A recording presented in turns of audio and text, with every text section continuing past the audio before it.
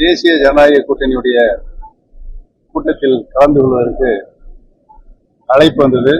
கூட்டத்தில் கலந்து கொண்டோம். அதற்கு பின்னால் மாண்புமிகு பாரத பிரதமராக 3ஆம் முறையாக திரு நரேந்திர மோடி அவர்கள் பதவியேற்கின்ற நல்ல நிகழ்ச்சியிலும் கலந்து கொண்டு மகிழ்ச்சியோடு வந்திருக்கிறோம்.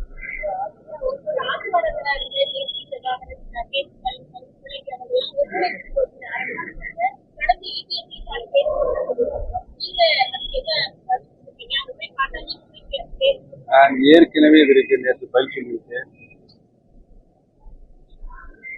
அவர்கள் எங்கிருந்தாலும் வாழட்டும்.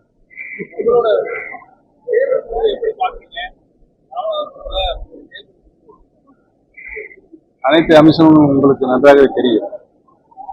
ராணுவ நாடாளுமன்ற தொகுதியில் அங்கு வாழ்கின்ற மக்கள் எனக்கு அதிகமான வாக்குகளை சுயேட்சை சின்னத்தில் இருந்த என்னை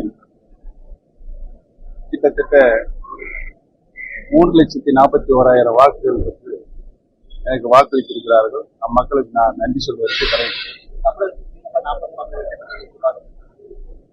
தேர்தலில் வெற்றி தோல்வி என்பது ரகசியமாக தமிழ்நாட்டில் நடைபெற்றிருக்கிறது.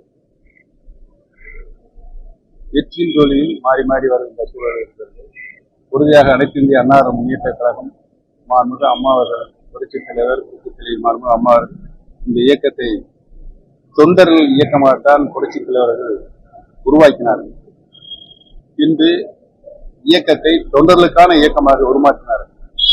மாண்புமிகு அம்மா அவர்கள் இந்த இயக்கத்தை மக்கள் இயக்கமாக மாற்றித்தான் 16 ஆண்டு காலம் தமிழகத்தில் ஆளுகின்ற உரிமையை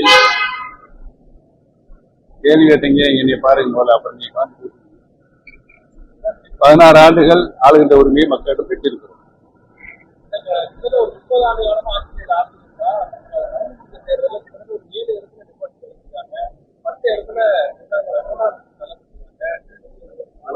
சென்னையில இன்றைக்கு அதிமுக தற்காலிக பொறுப்பை ஏற்றிருக்கிற அந்த தலைமை இருந்தால் இந்த கேள்வி நீங்க கேட்கிறீங்க. குறிப்பா முன்னாள் எம்பியான ஜெயவர்தனே அது குறித்து அவருடைய தந்தையாரிடம் நீங்கள் கேள்வி கேட்கிறீங்க. பாஜகவோட ஓட்டு வங்கி விகிதம் வந்து தமிழ்நாட்டை அதிகரிக்கிறதா பாஜக அதற்கு முக்கியமான காரணமா சொல்லப்படுறது வந்து தென் மாவட்டங்கள்ல வந்து உங்களுக்கு ஓபிஎஸ் அவர்களுக்கு ஓட்டம், டிடிவியினர்களுக்கு இந்த ஓட்டு வாக்கு வங்கின்னா பாஜக மாறி இருக்கு. அதோட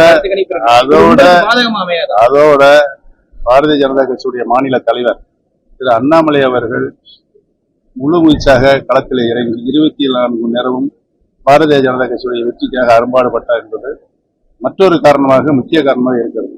இல்ல உங்க வாக்கு வங்கி வந்து பாஜக போனது வந்து உங்களுக்கு இப்ப வருங்காலங்களில் பாதகமான ஒரு சூழலை ஏற்படுத்தாது. ஒரு தலைமை எடுக்கின்ற ஜனநாயக பண்புகள், அவர் எடுக்கின்ற ஜனநாயக நடைமுறைகள், இவைகளை வைத்துதான் பொதுவான பொதுமக்கள், நியூட்ரல் பப்ளிக், தமிழகத்தில் இருக்கின்ற அரசியல் சக்திகளுடைய சதவீதம் 60-65% இருக்கும். பொதுமக்கள் யாருக்கு வாக்களிக்கிறார் என்பதை பொறுத்தான் வெற்றி தோல்வி நிர்ணயிக்கப்படுகிறது.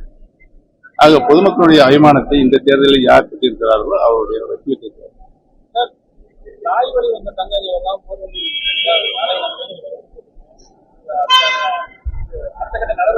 இந்த நிமிடம் வரை நான் அதைத்தான் சொல்லிக் கொண்டு இருக்கிறேன். என்னுடைய அறிக்கையை பார்த்தாலே உங்களுக்கு